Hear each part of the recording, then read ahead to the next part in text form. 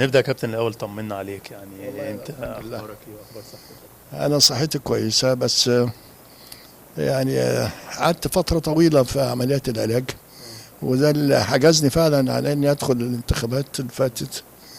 لقيت نفسي مش هأدي بالطريقه اللي انا اديت بيها الفتره اللي عملت بيها الاربع بطولات. الدكتور ابن حلال هنا كان شال لي عمل حته إيه؟ من القولون. ده كان غلط أصلا؟ اه والله غلط. واخدته معايا على فكره لندن، هو نفس الدكتور. نفس الدكتور، وجبت له فيزا لندن وركبته الطياره آه. مع الشنط فوق دي اللي آه. ما كانش في مكان. ركب في الشنطة. والله العظيم. واخدته معايا وقعدته، انا قعدت في الانعاش هناك شهرين، آه. وقلت له مش هتمشي الا لما اطلع في المستشفى فوق. وطلعت المستشفى فعلا وقضيت سنه. كانت صعبه عليا قوي، بس هونت اما رجعت من هناك. استقبال الناس كمان. استقبال كان رهيب جدا، ما تصورش المطار ده كان شكله ايه، وحبايبك وبلدياتك. نرجع لانتخابات اتحاد الكورة. حضرتك أعلنت رسمي وفي أكتر من برنامج إنك هتخش انتخابات اتحاد الكورة، وهاني أبو ريدة كان بيقول كابتن سمير مش هيخش قدامي مهما حصل، وأنا يعني طلع في كذا برنامج وقال مهما الكابتن سمير قال أنا عارف إن في النهاية مش هيخش. طب التأكيد بتاعه ده حصل في النهاية إن حضرتك ما دخلتش، إيه كان إيه هنا السبب؟ اهو في الاوضه دي، هاني أبو ريدة. قاعد معايا هنا، اتكلمنا مع بعض الحقيقه. انت عارف انا وافقت على ان انا ما ادخلش نمره واحد صحيا، ونمره اتنين احنا كنا مجموعه زمان. اول ما دخلوا مع بعض حرب الدهشوري، عصام عبد المنعم، هنا ابو ريده، سمير زاهر، سياجي، احمد شاكر، كل دي كانت المجموعه بتاعت عبد المنعم عماره اللي هي زقها في الاول دي. ايوه في اول 1962 حاجه كده ما اعرفش.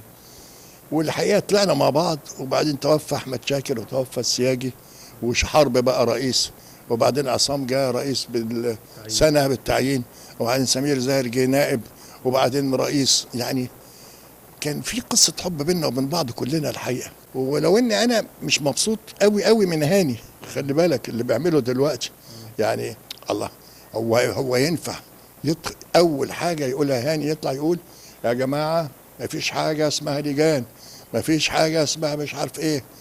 وبعدين عملوا له بلبله، ما انت عارف مجدي عبد الغني ومش عارف مين وبتاع، قام مدي لكل واحد حاجه. وكله الله، سيف زاهر ده ابن اخويا راح اخد حته بيشتغل فيها، والتاني وحمازم بيشتغل، ومين ما يشتغلش، مجدي عبد الغني، كل اللي في الموجودين بيشتغلوا في التلفزيون. وانا دي كنت لغيتها. ده اللائحه كمان ايه، ده اتغيرت معانا في الجزائر في ماتش كاس العالم لو تفتكر هنا. هما 2-0 واحنا 3-1 هناك مثلا. بالظبط كده. يعني حاجات كتيره فاتت. كان المهندس حسن صقر كان موجود معانا في الاجتماع ده، ما وصلناش لحاجه ورحنا السودان بقى والكلكعه بتاعت السودان. لا هو رورو خدم الجزائر اكتر من هنا وريده ما خدم مصر. لان انا كنت، خلي بالك اللي انا هقوله بالنسبه لهاني وبالنسبه لمحمد لرورو، ما ينفعش واحد فيهم يروح للاتحاد الدولي او الافريقي، ما ينفعش الا بترشيح من الاتحاد المحلي. ايوه، ما انتوا اللي رشحتوا هاني ابو ريده انا فاكر. احنا رشحنا انا ابو ريده، واللي جه قبلي. يعني اي حد بيجي مطرحي في انتخابات لازم يترشح من جواب من الاتحاد المصري. اما هاني انا جيت قلت له في يوم من الايام، قلت له هاني انت احنا بنديك، انت ما بتديناش. يعني ايه اللي اديته للاتحاد المصري؟ ما عملتش، ما اديتناش حاجه. ويمكن اثرت فيه، وراح هو برضه اللي ادى الصوت بتاع بتاع قطر، محمد بن همام وشغله وكلاكيه وبتاع. ما فيش رئيس يبقى رئيس اتحاد كوره غير سمير زاهر، يعني غير حرب.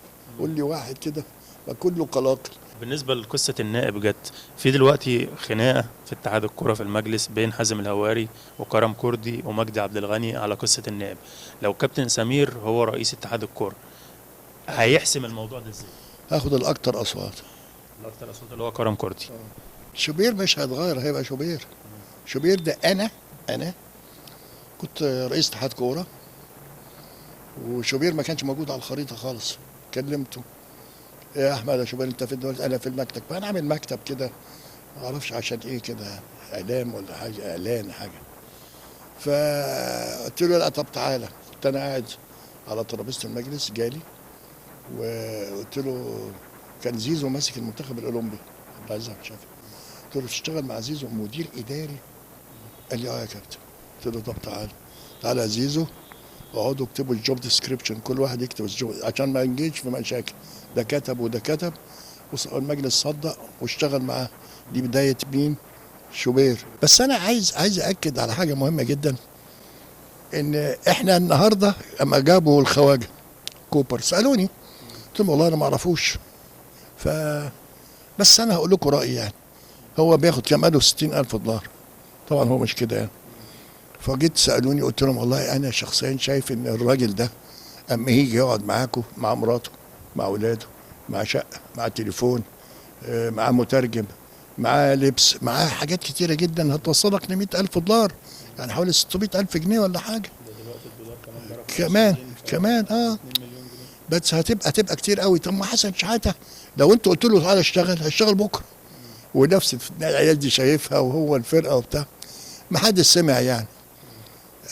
يعني هو الراجل كوبر وارد هو عنده مشكله النحس انه منحوس، ما بيلعبش فاينالات خالص يعني. فاتمنى انه يلعب فاينالات في كاس العالم.